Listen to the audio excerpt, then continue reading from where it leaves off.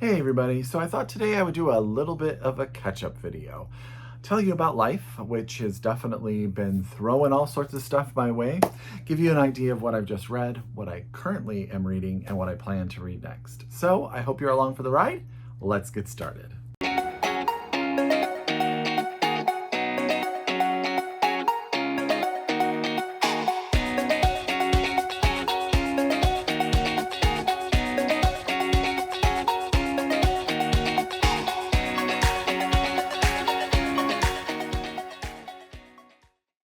Hi everybody, welcome back to my channel. It's Russell with Ink and Paper Blog. How are you all doing today? As always, I hope you're happy, I hope you're healthy, I hope you're safe, and of course I hope you're reading an amazing book or two or three or four. It has finally turned fall/winter here in Northern California. It has been very chilly. Many days it's, not even 50 degrees by noon, which is fine because I prefer cold to heat, but it has been cold, very, very cold. We have been wrapping up and all of that kind of stuff. Work has changed a lot for me because my company has now decided that we are back traveling after over 2 years of working virtually. So I have been on the road, something that I hadn't really been since 2019, getting used to airplanes and hotels and rental cars and expenses. Expenses. But it has been, I can't say that I missed traveling just because I don't like to be away from my family that much, but it has been nice because I'm meeting people that I have worked with now for a couple of years and only met virtually. So I'm getting to meet some people face to face, which is really super exciting. So there's that piece. Family stuff has been going on. We recently lost my grandfather, so we were dealing with that for quite some time. And then my cousin is actually getting married as I am filming this video. I am not there in Texas, but my whole family is, so congratulations to her and her husband.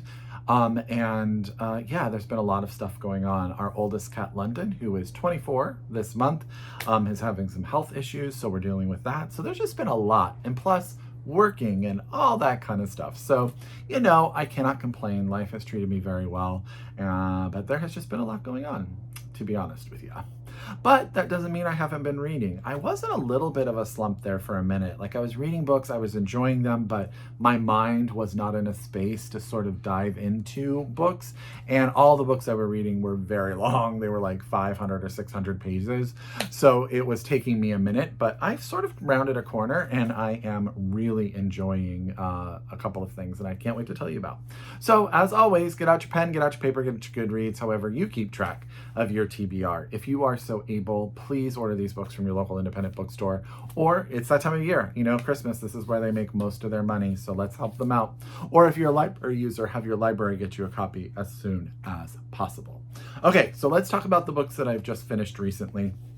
The first book I want to tell you about is Tidelands by Philippa Gregory. I want to thank Atria Books because they actually sent me this entire trilogy. The third book in the trilogy just came out. I believe it's called Dawnlands, if I'm not mistaken. I think it's Tidelands, Dark Tides, Dawnlands, I believe are all three of the titles. I had read Tidelands originally when it came out a few years ago now, but I wanted to reread it as I was diving into the trilogy. Set in the mid-1600s, I want to say it's like almost 1650, during the English sort of Civil War, the fight between Parliament and King Charles. I can't remember the number, if he has one or not, but basically Parliament has taken over. They've changed the Church of England. It's now in English, and they've taken away a lot of the ceremony. But the king is out there. There are people loyal to him. There are priests and Catholics and sort of that divide that is always there. And at the center of the story is our main character, Eleanor. That's how I'm saying her name, Alinor. And she is a very, very poor woman who lives in this teeny tiny town. Her husband has disappeared. She's a mother of two child. She doesn't know where her husband is. And one night she runs into James, who is a priest who is working for the king, trying to get to a meeting that he had set that didn't go the way it was supposed to. What winds up happening is they start to develop a relationship, and that changes Eleanor's family's sort of trajectory. They were very, very poor, working just to get by. The son winds up getting hired into the household of the richest family on the island as a sort of companion to their son. So he's learning, he's being educated, and he's made promises of a future much brighter than he could have expected otherwise. The daughter is working very hard too, but she's fallen in love and they need a dowry and they just don't have the money, and there's just a lot going on there. And then there's Eleanor, who is a midwife and an herbalist and a woman who will do whatever to support her family, but there is mistrust. There's mistrust if you're not, supporting Parliament. There's this idea that she may use magic or she may be a witch and all of that. So for all the good that starts to happen, there's always sort of this seed of mistrust. Philippa Gregory is a master at historical fiction. What she does wonderfully here is interweave what's going on in England at the time behind this sort of story, very much about this woman and her family and the community. So if you're looking for like historical fiction, you'll definitely get some meaty pieces of that, but you'll also get a really, really poignant tale about a woman just struggling to support her family and keep her life going and deal with what everybody is throwing at her. So really enjoyed Tidelands by Philippa Gregory. And again, this is book 1 in a 3-book series. So if you're that kind of thing, I have to say I'm always a bit happy when I read some historical fiction and it's not set in World War II. So I was very happy to be in a different part of the time period. Just saying.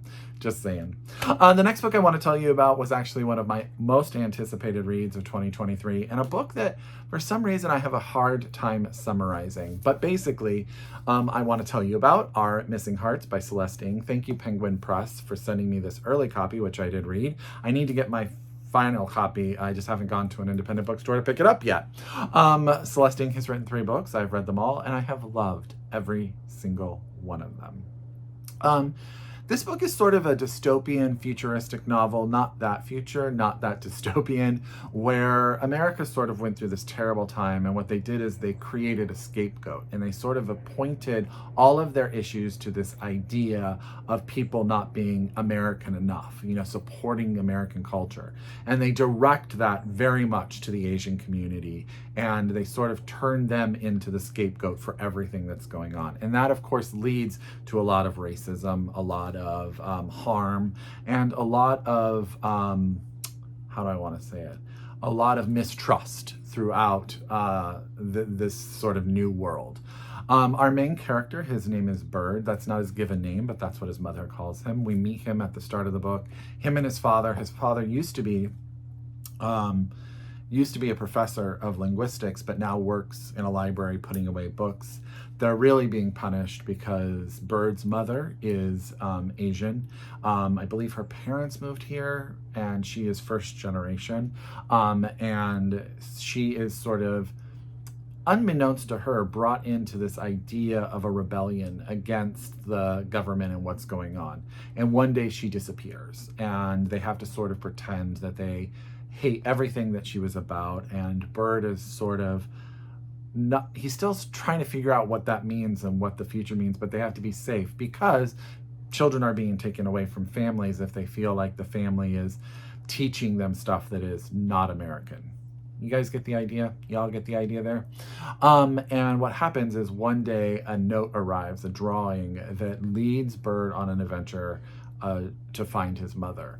And as he does that, he learns more and more about sort of what's been going on in the world, this idea of people revolting against it, and all of these sort of pieces come together.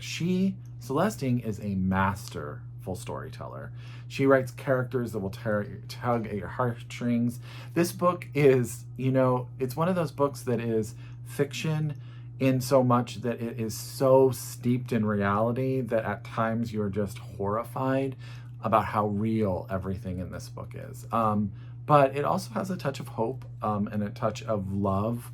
And it's really a mother-son story in a lot of ways. It's just really good. It's really good. Please read it. That's Our Missing Hearts by Celeste.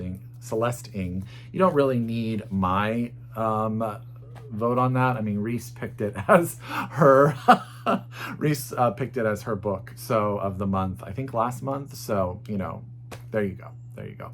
I loved it. I thought it was fantastic. Currently I'm reading 2 books, and I'm going to tell you about them. The first one I'm not very far into, and that's Hester by Laurie, Lico, Albanese. And this is out from St. Martin's Press. You know, I've just hauled this book, but it is a retelling of the okay, start over, Russell. It is a retelling of a historical retelling of something. Oh my gosh, I am really struggling. So we all know the Scarlet Letter. We all know who Hester Prynne is. Nathaniel Hawthorne wrote the Scarlet Letter. And this book reimagines his meeting with a woman who could be the inspiration for Hester in the Scarlet Letter. And she has come over, I believe, from Scotland, if I'm not mistaken. Yeah, Scotland to America, sort of to flee the sort of the actions of her husband. And when they get here, he sort of disappears, and she creates this relationship with Nathaniel Hawthorne. That was a bunch of stuff for a book that I am super excited to read. I apologize that took so long, but you know, I always keep this stuff in. So if you've ever been thinking about doing a booktube channel, it's not all easy. Trust me, people struggle. A lot of people edit it out, and they're more power to them. And that's just not who I am as a person. But I will say Hester is one of my books that I've been super excited to get to this year. So it's just starting it. Absolutely love the style. Love a historical retelling of a fictional, you know, all of that stuff. Right up my alley. So St. Martin's Press, Hester by Laurie, Lico, Albanese, out now. Okay. I have been reading some fantasy. I have some fantasy on my shelves that I've just been like, I need to get to it. And so I want to thank Tor for sending me Legends and Lattes by Travis Baldree. And this book is just a absolute delight. I just started it this morning and I'm already a good way into it. And they sent these most adorable stickers with it. How cute is this? Okay. So as you can see, this is the story. This is Viv. Viv was a, what am I looking for? Word I'm looking for. So she was a sellsword. She went around. She's like strong, and she goes and she kills things, and she gets involved in fights, and she's sort of a sword for hire. That's the word I'm looking for. And at the beginning of the book, she's just done with it. She's done with that way of life. And she has decided that she is going to open a coffee shop in this sort of medieval town.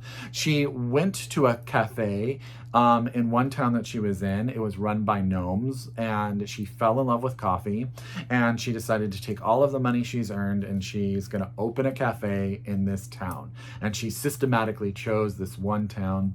She gets there, she buys a place.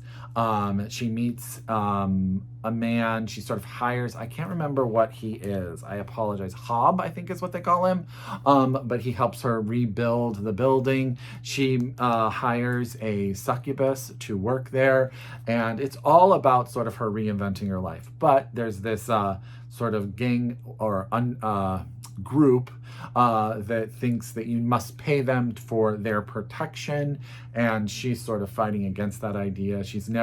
Everyone's been afraid of her forever, so she's not really afraid of this idea of being swindled. And I'm sure, I haven't gotten to it, but I'm sure there's going to be a lot of drama there, and I cannot wait. It is just a lovely, adorable read. Like, the characters are so well thought out and so endearing, and I just am absolutely loving every page. I'm flying through it. It is so very, very good. So this is Legends and Lattes by Travis Baldree, out from Tor, and I believe that there's going to be a sequel, if I'm not mistaken, at least. So I'm totally loving it. Okay, now there are 2 books that I plan to read next. One is an author that I do not need to introduce to anyone, but I have bought the new Lucy by the Sea by Elizabeth Strout. This is out from Random House. I went and picked this up at the bookstore the other day. This is a Lucy Barton novel. You know how much I love her. I adored O. William, which was just shortlisted for the Booker Prize. And this is the continuation of that. This is like the COVID novel, I believe. This is during the pandemic. I just read a couple of pages in the bookstore, and I just think that Elizabeth Strout's writing is so comforting. It's like a warm hug. Like, she just brings you into her stories. And Lucy's a character now we've gotten through 4 books, and we just know her so well. Highly recommend the whole series, from My Name is Lucy Barton to Anything Goes is the second one, I think, to O. William, to Lucy by the Sea. So I'm super excited about this. I actually read a couple pages in the bookstore and had to stop myself because I didn't want to start it. And I'd be like, oh, throw everything to the side. But it is very high on my list. The next book I want to tell you about is a book I don't see anyone talking about on BookTube, which is sad because I think it is going to be one of those reads that really resonates with me. And that's Which Side Are You On by Ryan Lee Wong. And this is out from Catapult. I'm going to have this book help me a little bit because I want to make sure I get it right. So our main character is a 21-year-old student. His name is Reed, and he's very angry about what's going on in the world. The Black Lives Matter movement is really important to him, and he decides he wants to leave school to put all of his energy into the Black Lives Matter movement. But this is what the book says. But would that truly bring him closer to the moral life he seeks? In a series of intimate, charged conversations, his mother, once the leader of the Korean Black Coalition, demands that he rethink his outrage and, along with it, what it means to be an organizer, a student, an ally, an American, and a son. As Reed zips around his hometown of Los Angeles with his mother, searching and questioning, he faces a revelation that will change everything. And this is, I believe, inspired, it says here, inspired by the activism of Ryan Lee Wong's family. And I was reading in the back here that he was raised in Los Angeles and then lived for 2 years at an Ancestral Heart Zen Temple, and currently lives in New York City. And I just feel like there's going to be so much in this book that inspires and just food for thought. How's that sound? So I'm super excited about Which Side Are You On by Ryan Lee Wong. This is out now from Catapult. Okay, so it's a stack of, looks like 6 books. Let's see if I can hold it up there for you. What I've currently been reading, or what I've just read, what I'm currently reading, and what I plan to read next. I hope that this video was interesting. I was a little bit all over the place there in the middle. Sorry about that. But as always, if you are a return subscriber, I could not do this without you. If you are new to my channel, I thank you very, very much. Hit subscribe and hit the bell. Always helps me out. As always, I encourage you to read globally, shop locally. I told you, this is one of those days. And as always, I wish you happy reading. Bye, everyone.